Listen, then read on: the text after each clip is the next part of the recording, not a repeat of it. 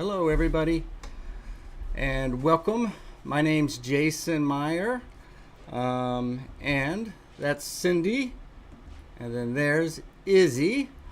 So we'll be running this program, learning from the masters, and we're going to be focusing on visual power. It's going to be a slightly different way of approaching everything. So the program's going to run March, April, and May. Every night on Wednesdays we'll be live at 7 o'clock. We're going to look at masterworks. There's going to be demos. We're going to look at student works, and then I'll be giving you exercises. The purpose of this is for you to get stronger immediately in what you're doing and have a better idea of what you're supposed to be doing. Okay, so that's the big idea. We'll be covering all genres: portrait, still life, landscapes. It's really not any particular genre as much as it's about your skill as a painter and making you more skillful as a painter. Okay, and in this episode, it's all about visual power, what it is, how the masters used it. We got a demo in here.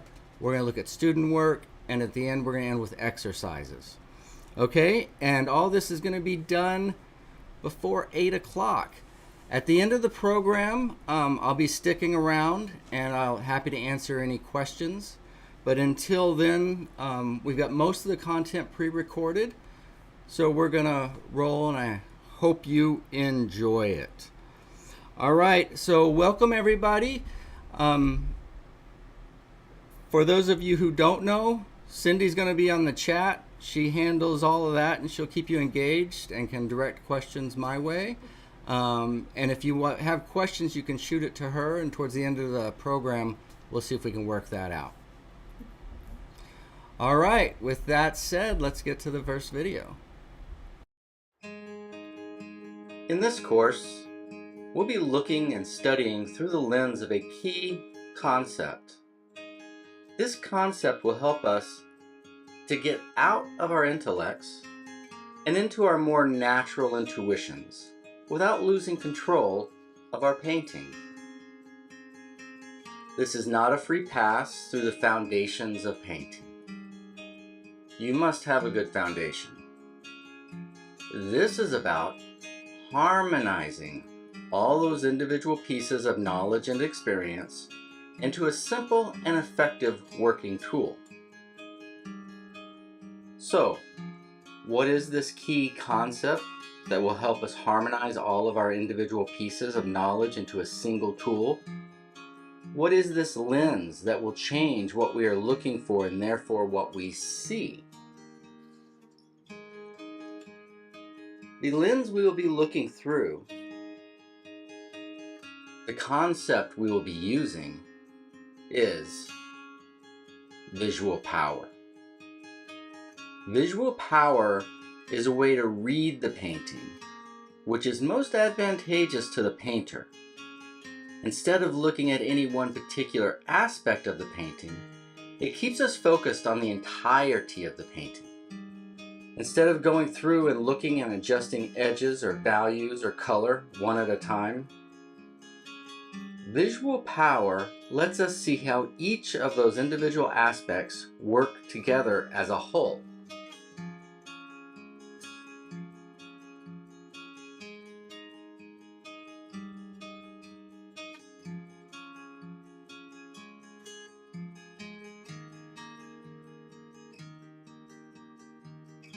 Let's look at a couple of master paintings through our new lens of visual power and see how they have used visual power to create striking paintings.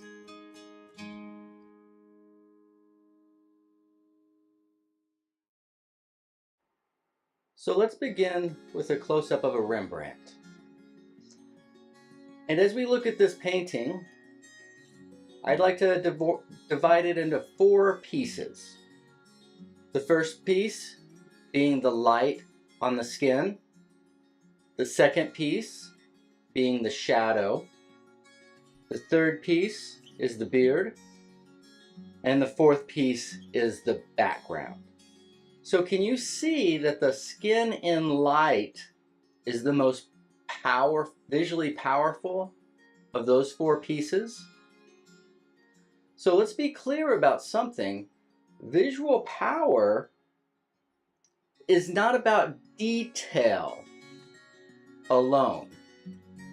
In other words, it's not about things that you can make out necessarily, right? Something can be visually powerful and have no detail. Just like if we were measuring sound, the sound can have a certain decibel level, a certain loudness, whether we understand that sound or not.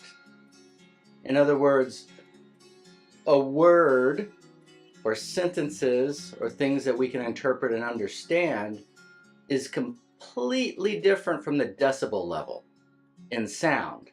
Likewise, what we can clearly see has nothing to do with the visual power in a certain circumstance. Okay? I know for new people that's a hard concept to wrap your head around. All we're interested in is what piece of this painting comes forward to you. Seems to be the first thing your eyes see. And in this case, it's going to be the light on the face.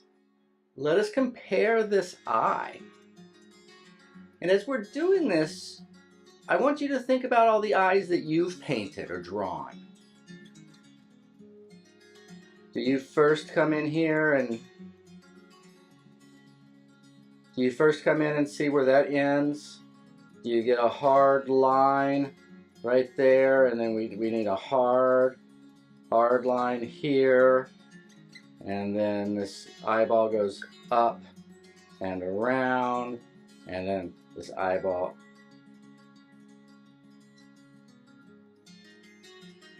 What we're doing here is we're thinking in terms of line rather than in terms of mass, right? Visual power and the language of painting, which is the language of mass, go hand in hand.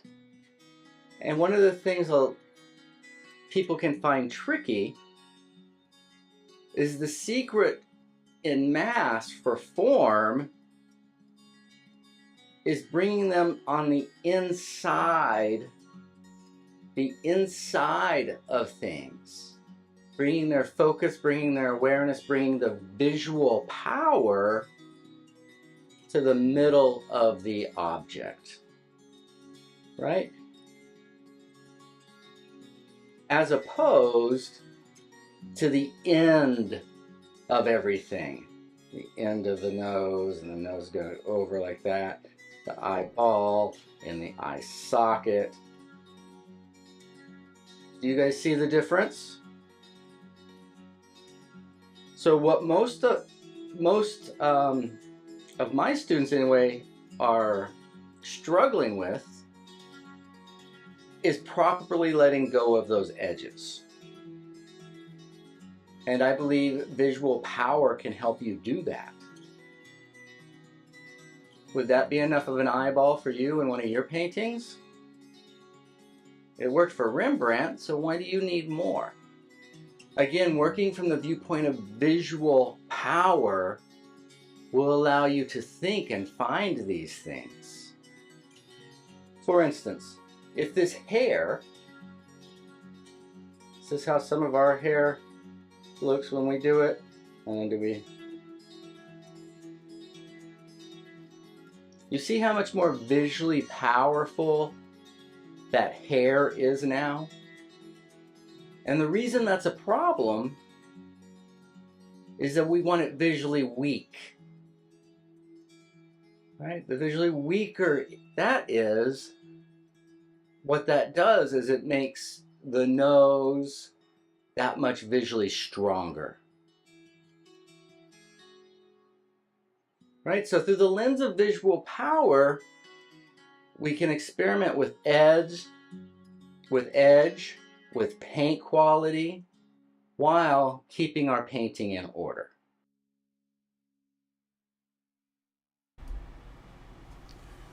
Okay, so that's visual power. And it's a little bit tricky. And for that reason, hold it lightly until the end of the program. Okay, in the next segment, we're going to look on the palette and we're going to mix some colors and we're going to set up a color scheme, but the color schemes is set up for visual power. So let's see how to do that, and then we'll apply these principles to a student's work and see what happens. Okay, so let's have a quick demo here. Let's take a look at visual power on the palette. So I've mixed up 4 piles, a lightest that will be used for a highlight. We have a light, we have a dark, and we have a middle. So if we were thinking about the Rembrandt we just saw, this would be background, this would be the light on the face, the shadow, and the highlight. So what we're going to do is we're going to take background and start with background, then the face will come, face and light, that turns to the face and shadow, and then that's again to the background. We'll get you to focus inside the light by having our strongest paint in the middle of our second strongest paint. Of these 4 piles, can you see that the highlight wins? This is coming in second. The shadow would come in third. And this will come in last as far as visual power.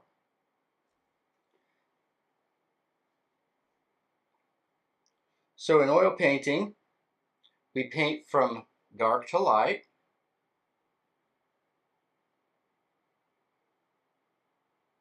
So let's set up our shadow.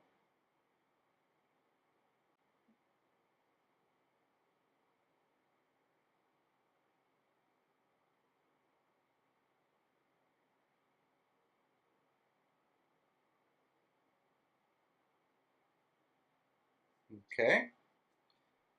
Shadow, see if we can get those.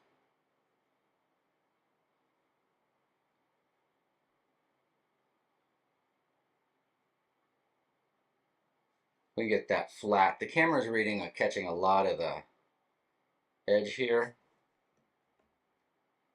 There we go.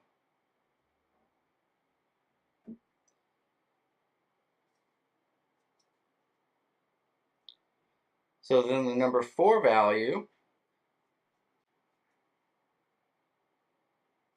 so as we put in the background, we want to make sure that when those things are next to one another, that the background is weaker than the shadow. I don't think that's going to be a problem.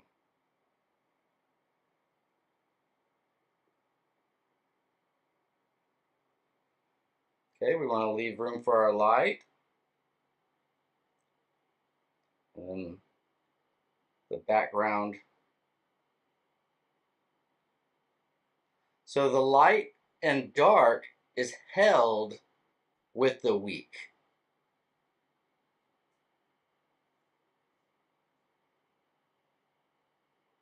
Right, and this is, in this manner, you're going to go towards the center. You're not going to be towards the edges.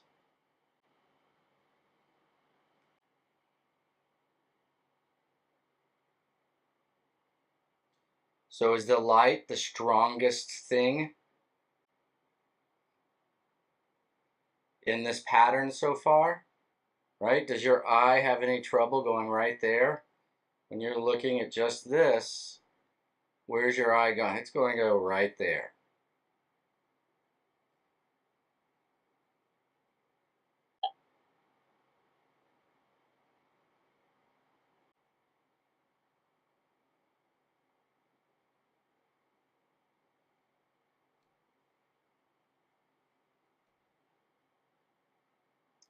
Now, does your eye go right to the white? Yes, it does.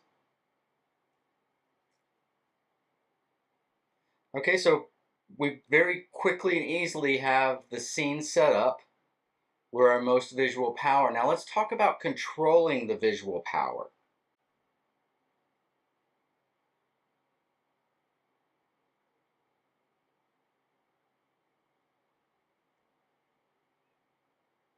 So thicker paint with hard edges will carry, will read, but if our edges are hard, it just doesn't feel natural. That doesn't mean all of our edges are soft. For instance, how does this feel when I just weaken the top, the bottom and the top? Right, just by softening those edges, you feel that? Ah. And then what if I did the same with all of these edges back here? There's no hard edges. Ah, you feel all that release compared to this? So we're going to release all this literally simply by not leaving hard edges where we don't want the viewer to look.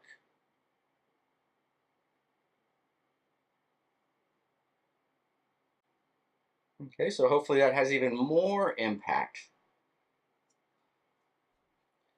Now,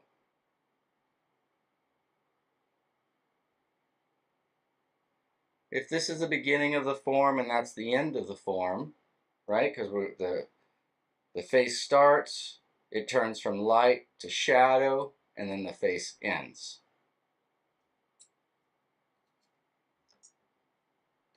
So the only limit on the hardness of this edge is if we get in the center or not. For instance, we can make this feel stronger just by not making this edge quite so razor sharp. Right? It can still read as a hard edge without it being so razor sharp. We could soften these edges at the top and the bottom as well. Now, when it comes to the middle where the light meets the dark, what do we need to do? Well, there needs to be a soft transition. And what we can do for that soft transition is we could actually use our background.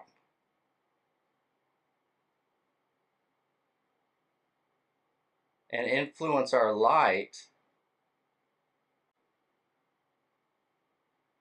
so that the value gets closer to our dark.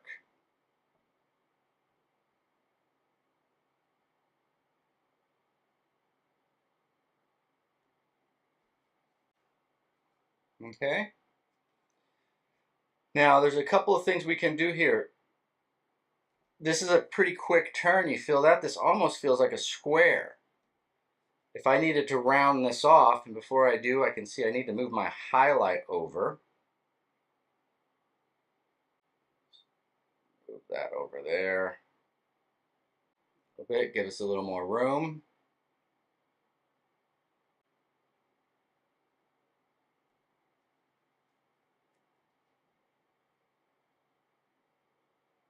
Again, if the highlight's harsh, you can soften some edges.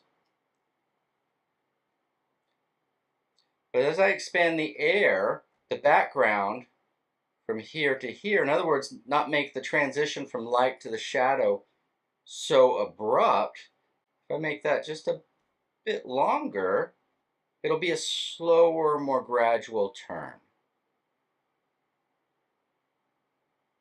And the other thing it does is it weakens or turns down the light a little bit.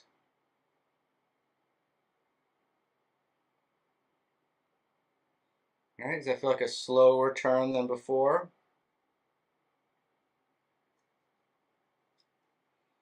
Okay, you notice all these ridges in the background are causing a lot of fuss? I don't care for that. So what if we took just a soft brush, very soft brush,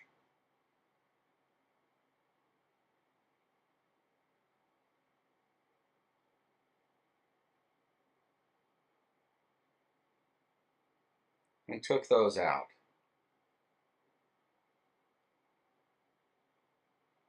In the background. Now our light becomes even stronger, doesn't it? Okay? So let's say, well, this is good, but it still feels too much. I don't really feel the roundness. It feels a little bit square.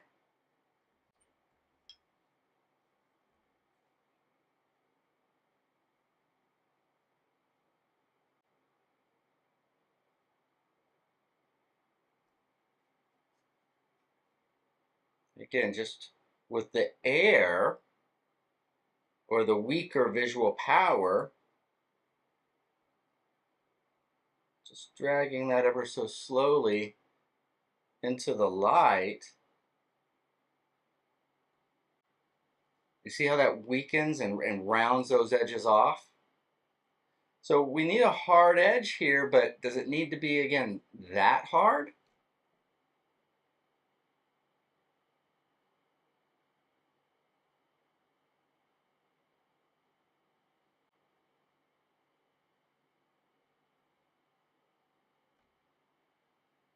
Ah, that feels like enough. Okay, can you see in this setup how easy it will be to control visual power? If I feel this is overall too bright,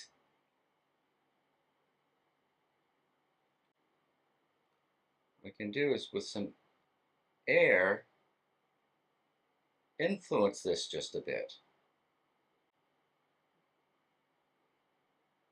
Ah, do you see how that just turned the volume down a little bit? So we're in very fine control of visual power.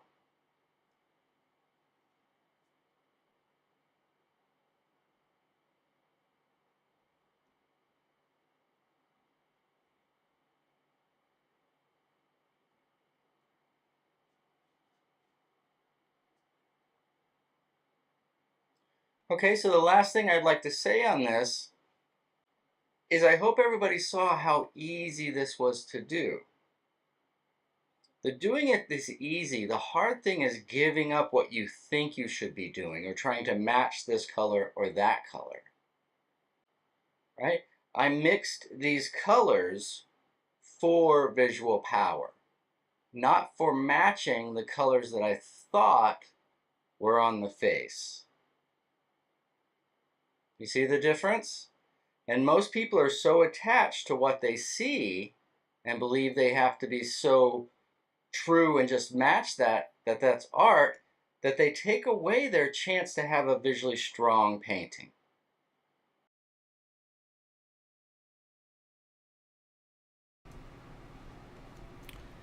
Okay, guys, so that's 2 of the 4, and I want to play one more segment before I get too much feedback from you guys about what you think so far. So in this next segment, we're going to demo on a student's work, and we're going to do it through the lens of visual power. Okay, and then after that, we'd love to hear your thoughts in the chats and everything before we get to the exercise. All right, so let's move right on to this demo. Let's look at a student's piece and talk about visual power. Unfortunately, this image is not large enough for me to get my digital pencil small enough to really work on the eyes and the details of the nose. The strokes are just too big. So I'm going to talk about the head as a whole. So I've taken the liberty of putting black around the painting that was showing the background that was light as to not distract us. And then the first thing that I've done ahead of time is I've moved around a few pieces so that the visual power is in the face. Okay, so I think a lot of you can actually get here But when we get here, it just feels too abrupt. It doesn't feel quote unquote pretty. Again, I've basically set up the skin tone and light, there's skin tone and shadow, then there's a weaker background color. Okay, so the idea is to get the edges right and then to get the focus towards the center and not towards the edge. Okay, so one side note I will say, I'm not going to go in and work on this today, but you'll make life much easier, and you'll notice in Rembrandt's paintings and most of the master paintings, they won't go straight on. Instead of the nose looking at us like this, they'll do more to where the face is turned more. What that does is it makes it to where we can see the top plane and then more of the side plane of the nose. Come up, so there's a corner, the face, and the nose will go up, will go over before we fall back down. Right, so if we can see a little bit more of this side and a little bit less of this side, then the things I'm asking you to do will be much simpler. Okay, but back to visual power. So the first thing we notice, or one of the first things I notice, is the edge between the light and the shadow is just too harsh. So I'll take some of that background, and again, this is as small as I can go, so I can't be very delicate on this one, unfortunately. But what I'm going to do is I'm going to influence some of this stuff that goes down. Okay. As that goes down, around, take away a little bit there, take a little bit there. Okay, so I've just deposited the paint there, so now let's go and soften those edges. Again, we're not trying to change the shape of the shadow or anything like that. I mean, a soft edge just does change the shape. But right now we're more concerned with just softening the transition.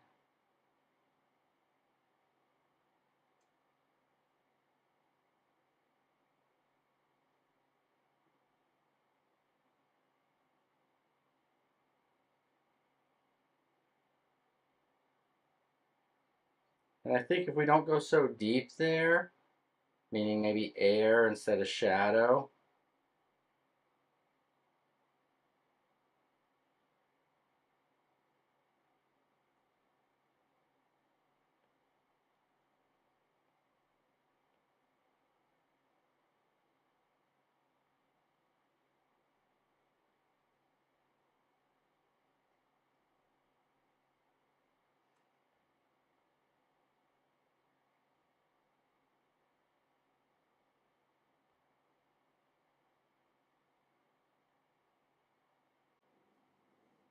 okay, so that softened up things just a little bit.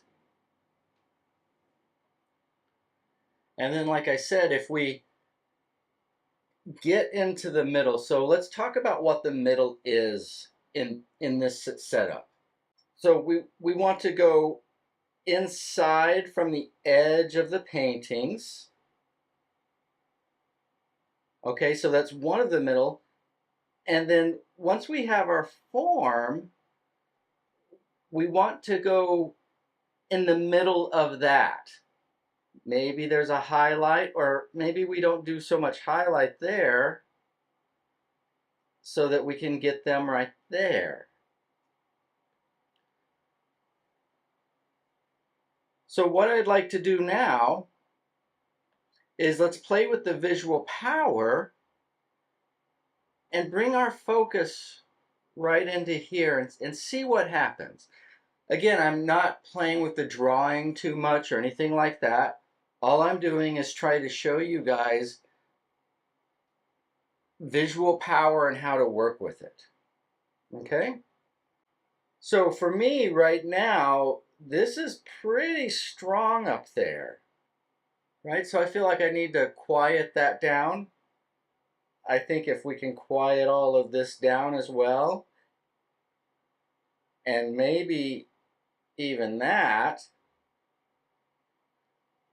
then what we have left then is where we want to focus. Okay, after the nose, we need a quote-unquote hard edge there.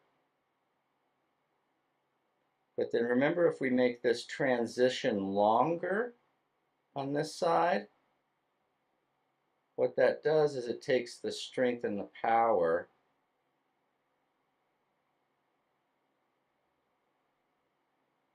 and it just makes that side weaker.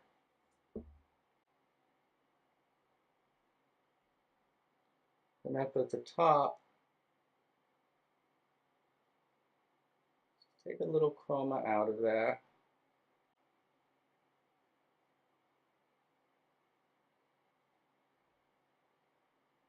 And again, so what I did was I just grayed that off a little bit.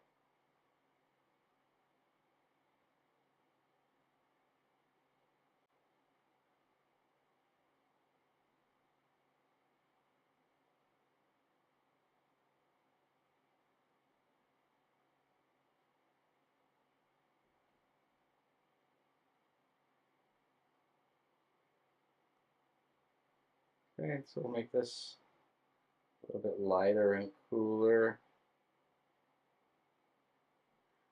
A little lighter and cooler.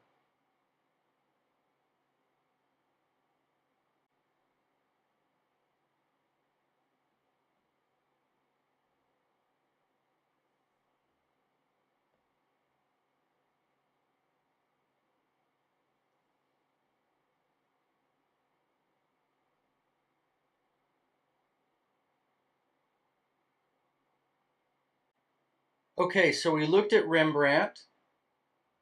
We saw that one of the things that he was doing, what he was taking our focus off the edge of things and putting it in the center.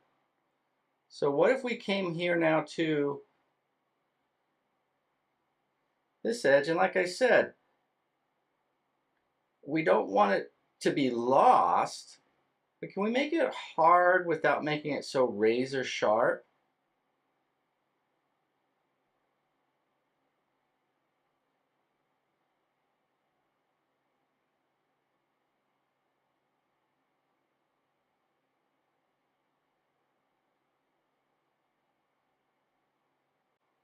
Okay, more power. Now what about the hair? Can we soften? And again, this is delicate work, right? We need a little bit there for, but how much is enough? How much is enough? Can you guys see that happening as we weaken other spots that's causing us, that's visually powerful?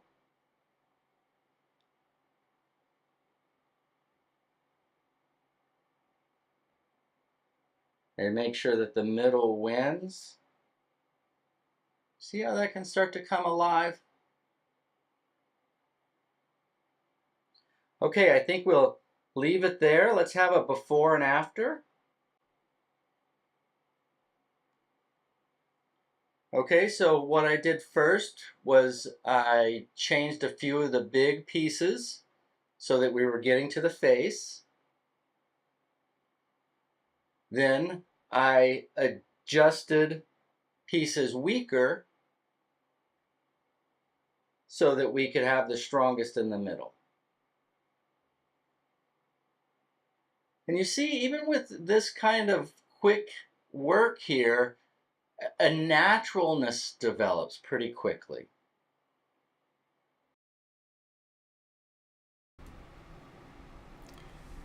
Okay, what do you guys think?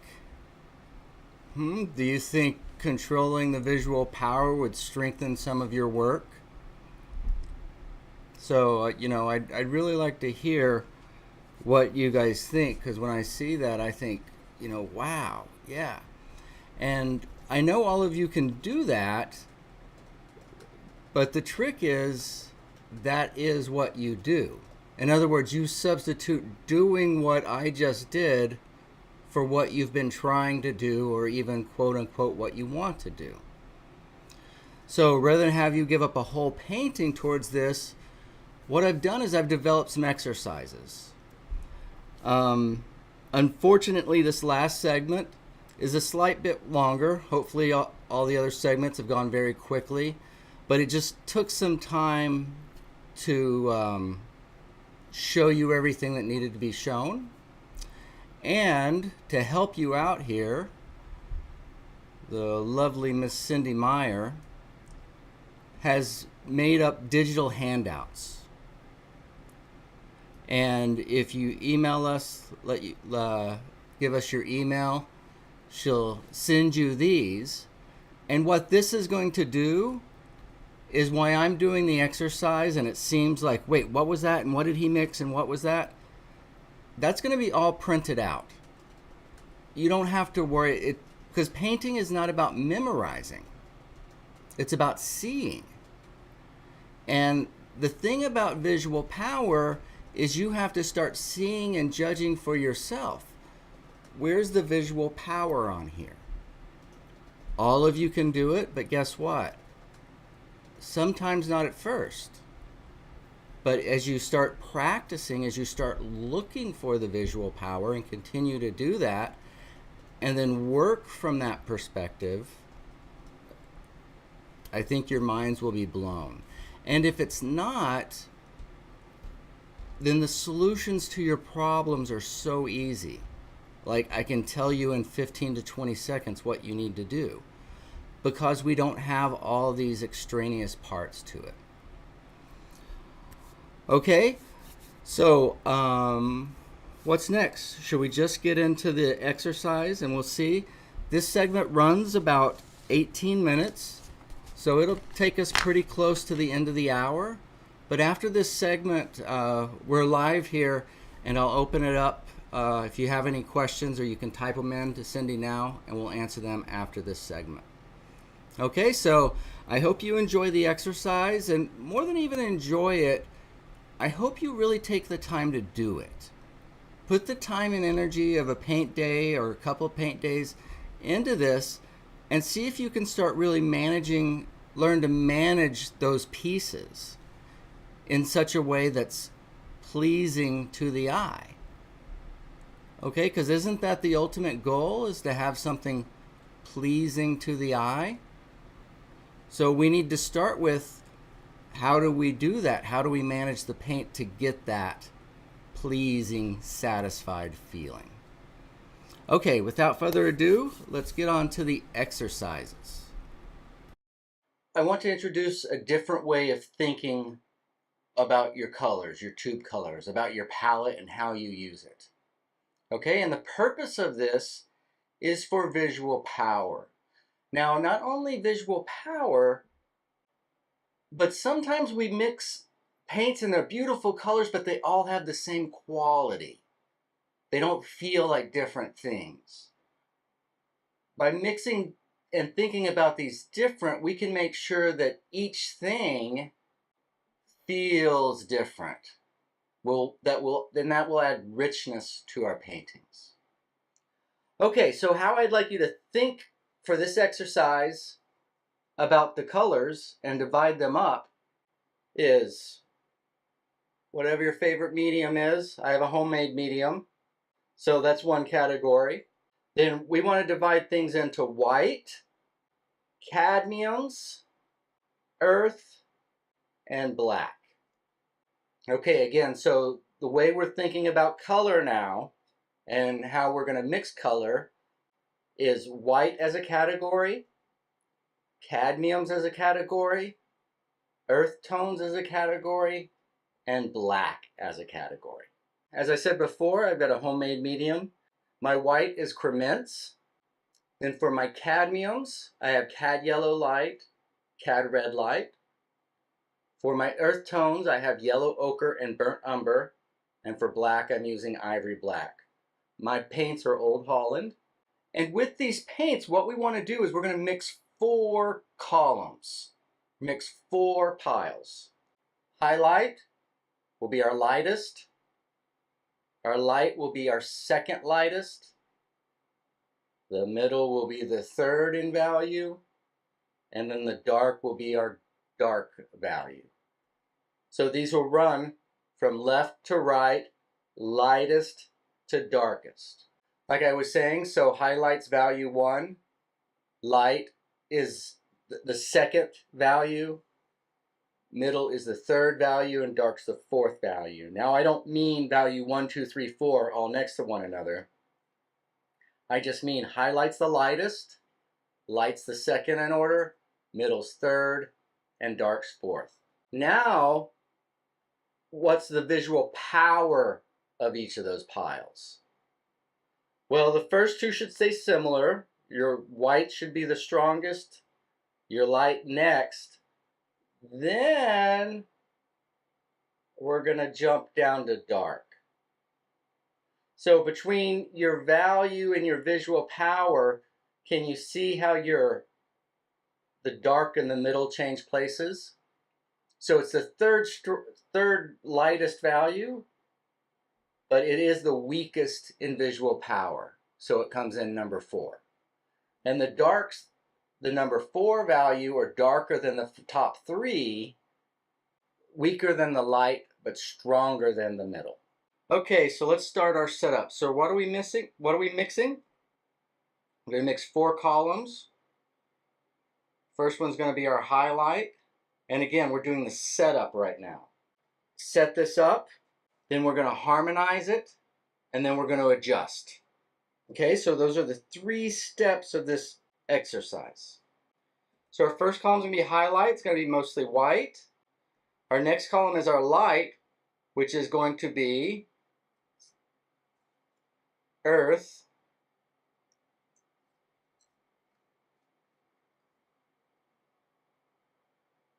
and white. Our third column is middle, which is going to have everything. It has white. It has the earth.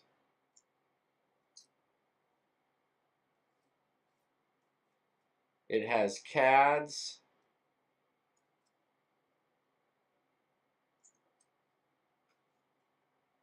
And it has black. Then our dark has no white, but our earth tone. So our earth tones, right, is our color. And then we're going to make our lighter version of it and a darker version of it, right? So our color in light and our color in dark.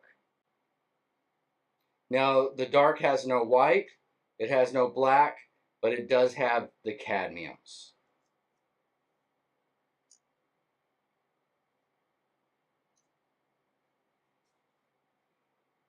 Okay, gonna get some medium just so it mixes together easily. Okay, so for our dark, I put down more umber than ochre because it's darker, and I put more red, cadmium red light, than cadmium yellow at this point. Okay, so for the setup, first run through we have our dark. Let's mix our middle.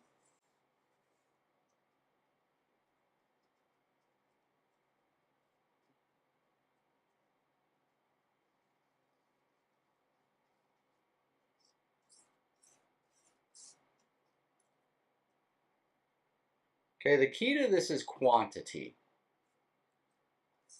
And I can tell just by looking that I could use more white in that.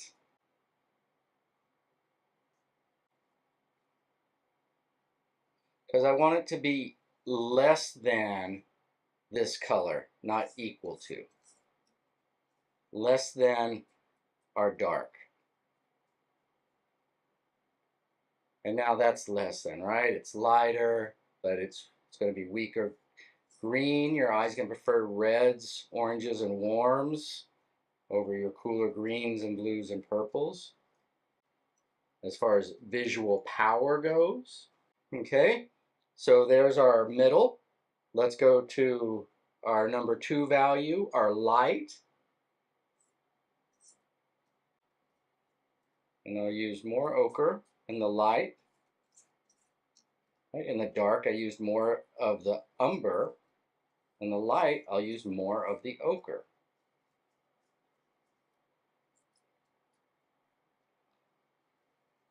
Again, just see this exercise through and see what happens. See what happens. When I started thinking of colors in this manner, things really changed for me. Okay, so we can ask, is the visual power 1, 2, 3, 4? Yeah, but even though this is ahead of that, it's not far enough ahead. Not for my taste. So what I'll probably do is get some yellow ochre, some white. So you see how that's stronger? Now that's not the color I want, but I'm going to add a little bit of this flavor down here. Now can you see how this reads is visually stronger than that? Okay, so they're going to pop, yeah, without a doubt. Boom. Okay, so the point of this exercise is you have to use your eyes and to see if there's enough gap, if there's enough measure. If not, how can you make this look lighter, look brighter, have more visual power without what? With no cadmiums and no blacks. This is earth and white only. We're going to move on to our second step, which is harmonize. Okay, so in the first step, we set up the highlight, light, middle, and dark. Now on the second step, we're going to harmonize, or what I call harmonize. And so what we're going to do is we're going to add small amounts. Again, let me repeat that. We're going to add small amounts of the other piles. But again, there's a sequence. So we'll start harmonizing in the middle. For the middle, we've already basically got the value we want, so we don't need highlight. But in the middle, we'll add a little light and a little dark. For the dark, we're going to add light. Again, just a dash. For the light, we will add middle and dark. And finally, for the highlight, we'll add a little middle. By doing this, again, if you keep the quantity small, but just put a little bit in there, your work will have much greater harmony. So let's go over the palette and see how that looks. Step 2 at the palette is harmonize, right? In Procreate, I showed you what's going to happen. Again, we'll have printouts of this so you don't have to memorize all this. For the dark, what does the dark get? The dark gets a little bit of light. What does the middle get? The middle gets a little bit of the dark and a little bit of the light. Right? Oh, and it gets black too, doesn't it? Yep, so it gets all three. That gets everything. The only reason we're not putting white in there is we've got the value where we want it, and we don't want to change the value. But if we needed to change lower or raise the value, we have white. What goes in here? A little bit of our dark.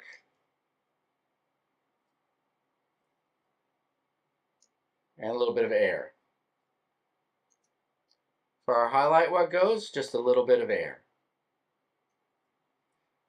So it's not true that in the end there's absolutely no white in the shadow, but in the setup we keep it that way. we start out with no cadmium in this, but by adding these two, a little bit of cadmium gets in there, doesn't it?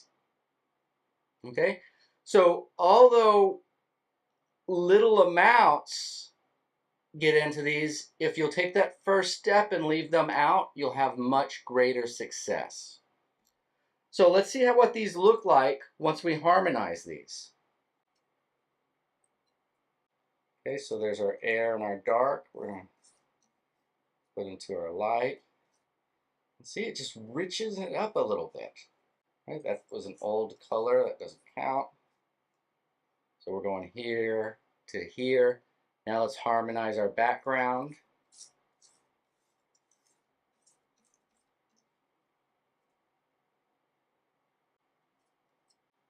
Okay, and then let's harmonize our shadow. Again, just a taste of it. Just a taste. Okay, so we've gone through and we set up our 4 values. We set up a highlight, we set up a light, we set up a middle, and we've set up a dark. Next, we went back and harmonized our piles. Okay, so lastly, what I want to do is show you how I set up my demo and how you can play with the visual power to start getting control over these things. Okay, well, I've made the mistake of not mixing up nearly enough paint. I think you're familiar with that. So as you do this exercise at home, make sure you get great big piles of all these, and that way you can work with them. Let's start with shadow.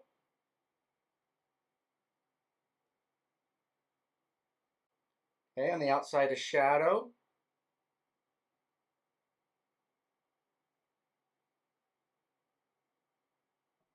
Like that doesn't feel visually weaker to me.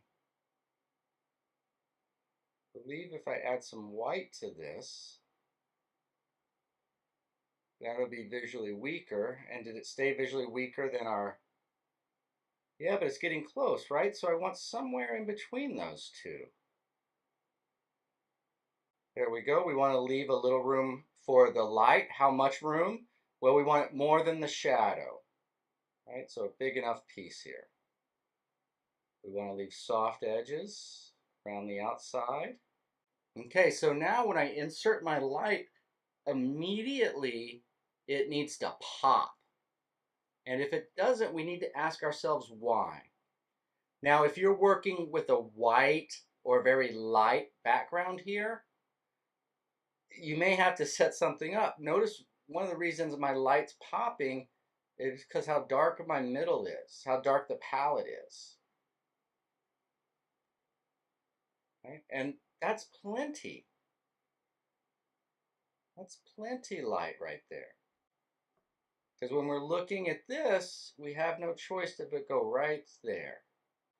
Okay, the highlight, we want it on the inside, and we want it closer to the beginning edge than to the shadow edge.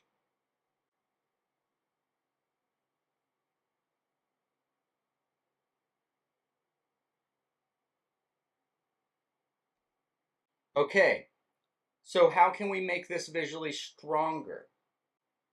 Right, well, one of the things is we can take some of the elements and make them visually weaker. We could take this edge and just soften it a bit. And when I say we, I want you to try this. Try softening this edge. And does that make that stronger? Right? What if we soften this interior edge? We guys remember how to do that? We're going to take a little bit of this background, get it in between there, and get turn the value of the light a little closer to the value of the shadow. Okay, that will also make it stronger. Right, now are we getting in the middle? Well, we are, but what about, I think that still wins, but we could, what if we made this not quite so sharp? Oh, we see that? Well, it's working out just fine, isn't it? Now, what are the ways that we can visually weaken? We can increase the width of the air transition, of the middle transition. instead of making it narrow, we can start making it a wider transition. That means there's not as much as of that middle. If this was a face or something was turning down, we could also take some of this bottom portion, right, as it turns through air, use the middle to make that a little more vague. Vague is going to be weaker visual power. Can you see that happening yet?